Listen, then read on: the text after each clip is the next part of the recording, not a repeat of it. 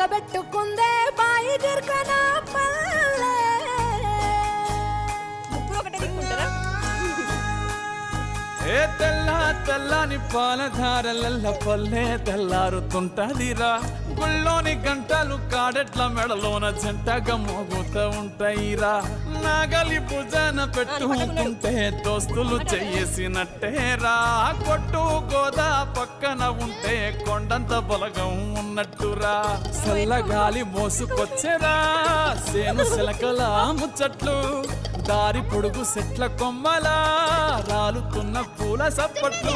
గట్టి మోపులు కాల్వ గట్టులు చెమట సుక్కల్లో తడిసిన ఈ మట్టి గంధాల పల్లెటూరు దీని తీరే అమ్మ తీరు.